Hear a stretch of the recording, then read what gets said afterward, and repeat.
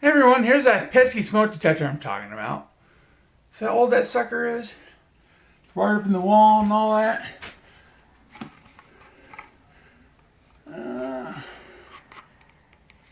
See? This is what's making all of us complaining about all the noise making and stuff. So,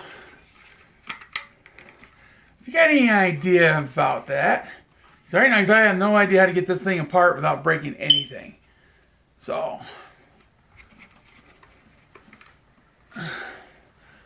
that's the smoke detector everybody's complaining about.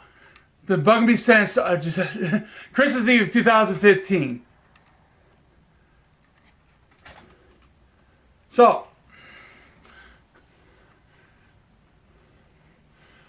yeah, if I had a way to get that battery changed, I would.